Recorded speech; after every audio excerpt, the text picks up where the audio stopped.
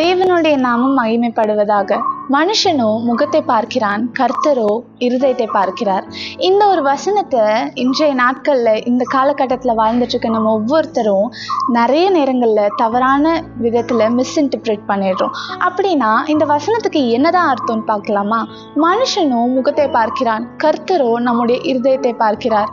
இந்த வசனம் தாவீது ராஜா ராஜாவாகிற போது நிறைய பேர் இவரால் எப்படி ராஜாவாக முடியும், இவருடைய வயதையும் இவருடைய உருவத்தையும் பார்த்து கேலி பண்ணி இவரால் எப்படி ராஜாவாக முடியும் அப்படின்னு யோசிச்ச நேரத்துல தேவன் கொடுக்கிற வாக்குத்தத்தம் தான் நான் உன்னுடைய இருதயத்தை பார்க்கிறேன் அப்படிங்கிறது. ஆனா இப்போ இந்த ஒரு வசனத்தை நம்ம எப்படி புரிஞ்சுட்டு இருக்கோம்? ஓகே, தேவன் என்னுடைய இருதயத்தை மட்டும்தான் பார்க்கிறாரு, என்னுடைய இருதயத்துல உள்ள இருக்கிற காரியத்தை மட்டும்தான் பார்க்கிறாரு.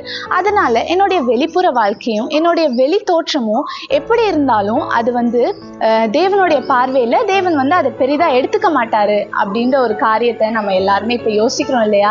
ஆனா வேதம் நமக்கு அப்படி சொல்லி தருகிறதா அப்படின்னு பார்த்தோம்னா கிடையாது. வேதத்துல ஒரு வசனம் இருக்கு, என்ன அப்படின்னா, நல்ல மனுஷர்கள் இருதயமாகிய நல்ல பொக்கிஷத்திலிருந்து நல்லவற்றை எடுத்து காட்டுகிறார்கள். இதுவே கெட்ட மனுஷர்கள் இருதயமாகிய கெட்ட பொக்கிஷத்திலிருந்து கெட்ட காரியங்களை எடுத்து காட்டுறாங்க அப்படின்ட்டு நம்ம வேதத்துல வாசிக்கிறோம்.